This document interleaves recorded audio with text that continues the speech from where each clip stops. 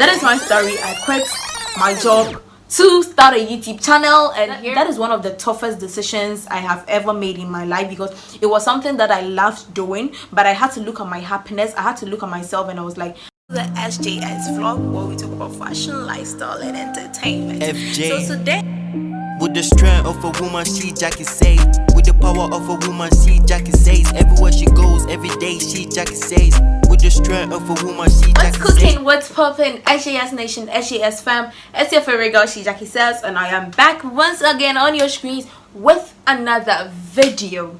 But before we continue today's video, this video, as the topic goes, is the story time and how I stood up to my boss and quit. But first of all, let me put it this way. If you are out there and if you are working, or you have a boss, or wherever place that you are working, and you feel you are not okay there, if you feel you are not being treated right, my dear sister, my dear brother, you have the right to quit. It is all up to you, because you can't stay at a particular place where you are not happy. I know a lot of people are going to bash me for this, but sis, let me tell you the truth. If you are working at a particular place and you are not happy and you are not being respected there, I beg, move. Let's get right into today's video. This is a question that a lot of people have been asking me, why I quit where I used to work.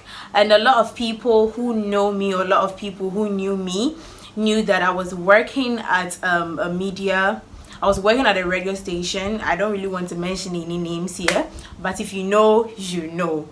So I started this work about a year ago or 2 years ago, when I was in my second year. I got this over. I was just there, Charlie, guys. I was just there, and I had a call from this radio station, and they were like, they were starting a program. It's a new radio station, and they wanted me to work with them. And literally, I had no idea in radio. And growing up, even though I'd always wanted to do media work, I never wanted to do anything radio wise. So when they called, I was like, okay, why not? I should give it a shot.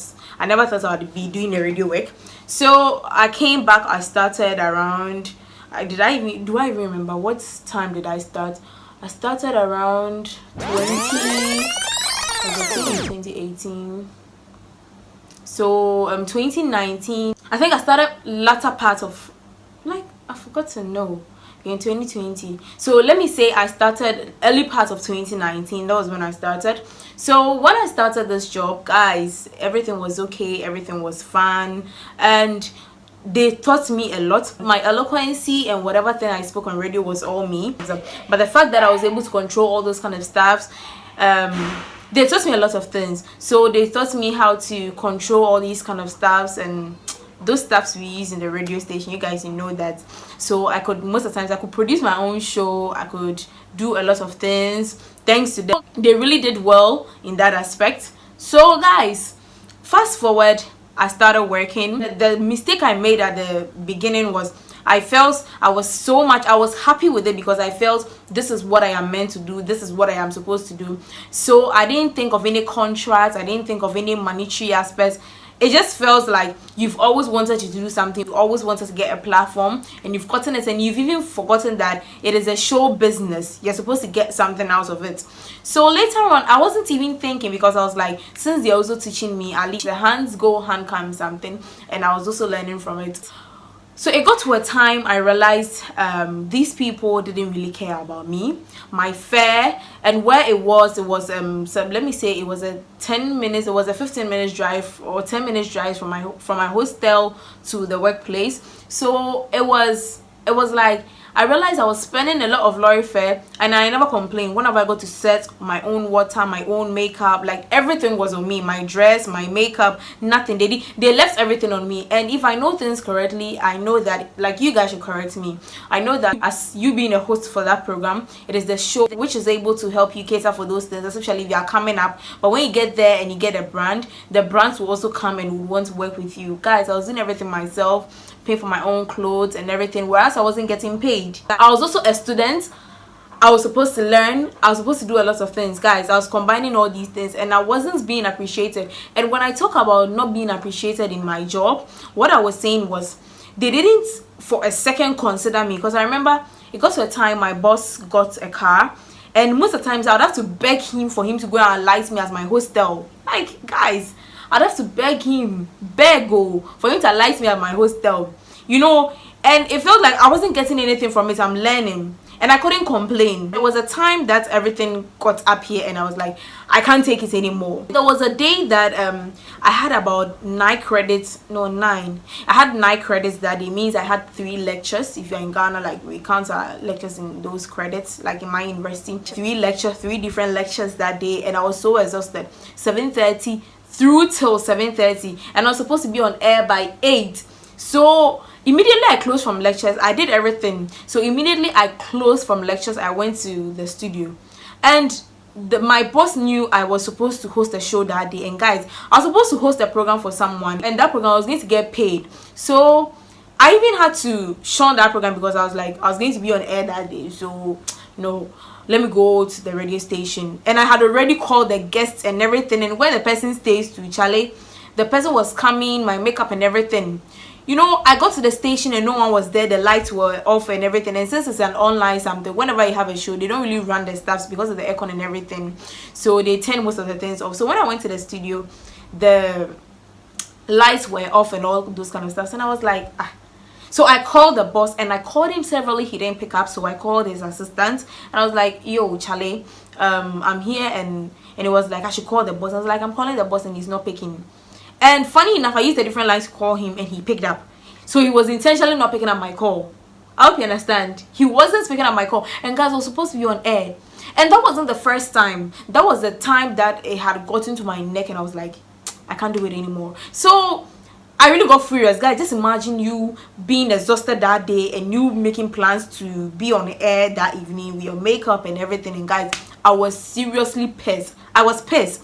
And what I was expecting was, I was expecting the boss or my boss to come and apologize and like, oh, Jackie, sorry for the last time. I was just like, nipa ye nipa. I hope you understand. I would understand you. No matter how pissed I am at my boss, whenever he comes to me and he'll be like, oh, I'm sorry, or anyone, at least nipa ye nipa me wo your friend me wo abadaye me wo abadaye oh emma nipa. I would be able to forgive you, but Charlie, this guy never, like, read my lips, he never called. So days passed by and I hadn't called anyone at the studio, and I was so pissed off, and they didn't even contact me about my program or anything. And but you see, funny enough, the day before I went to the studio and I didn't meet them, the assistant sent me a message and he was like, my views for my show are decreasing and a lot of people are not watching. I was like, are you serious?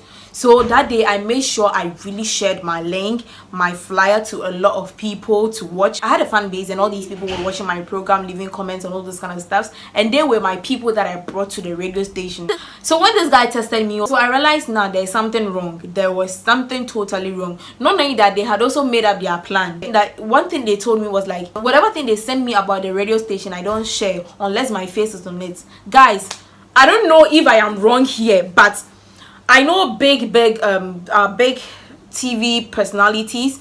Let me use Bella Mundi for example here in Ghana. I know, let me say Bella is at TV3 right now. Bella hosts several shows. I'm quite sure Bella promotes her shows. She doesn't promote, if let me say, I don't know who else is that, let me say Giovanni. I don't think Bella is going to promote Giovanni's program without promoting hers. I hope you understand. I feel that is it. So they were like, I was promoting my program and I wasn't promoting the other people. What are they doing? I am doing my job. I was promoting my, that is the problem they had with me. But you know, you should have told me point blank. You shouldn't have piled all these things in you and waited, treated me without respect. You didn't show appreciation about whatever thing that was doing for you guys at the radio station. You just piled all these things up in you, and you were just messing up with me. So I just couldn't take it anymore, guys. I couldn't. It was up here. I'm not mean to me. So a new offer came. I would have never accepted that offer, but guys, if my boss had apologized to me, and as I said, that wasn't the first time, I think I wouldn't have thought of leaving. So guys, I was there and I called my manager, my late manager's friend, and I made him accompany me to the studio, the radio station. We went to talk over with this, and I demanded, and as an I was like, if they still want me to work with them, I was going to demand remuneration from them. I was going to demand pay, and that was it. And they were like, no, and they can't afford, and whatever. So guys, I quit my job because I wasn't being respected. The kind of respect that I needed, I wasn't getting it. I don't know if this thing happened in any other countries, but most of the times it's in Ghana. But I've heard a lot of people, you'd work with people and they don't really appreciate your effort. You do a lot of things for them and your effort that you're putting in the work is not being appreciated. I hope you understand. So I just stood up to him and I was like, okay, it was one of the, if I don't tell you, that is one of the toughest decisions I have ever made in my life, because it was something that I loved doing, but I had to look at my happiness. I had to look at myself, and I was like, I wasn't being respected at my workplace. Till date, most of the times I think about it, was it the right decision? Was it the right decision? But I feel it's the right decision because at least now I am able to explore a lot of things. I've been able to, at least after my YouTubing, and guys, I am really grateful that I quit. So that's basically my story. I just stood up to him and I quit my job because I just valued respect is key. Respect in everything, even in a relationship, respect is key. It's not as if you're supposed to get respect from other people, but what people that you're working with, their respect, I'm not saying any elderly respect or anything, but they should value you, they should appreciate you in everything that you do. So guys, that is my story. I quit my job to start a YouTube channel, and here I am really enjoying myself. I love what I do. I have you guys, I have your support, and I have everything, and I just know that we have a long way to go, but just bear in mind that I feel it is for the best. And if you're out there, if you could also relate to my story, just leave a comment down in my comment section below. I'll be glad to reply you. Let's get interactive. Follow me on all my social media handles, and they are here, they are down here, they are also down there in my description box down below. Alright guys, so it's still your favorite girl, Jackie Says, your hostess with the mostest, bringing you the hottest and the juiciest, and I am out. Peace guys.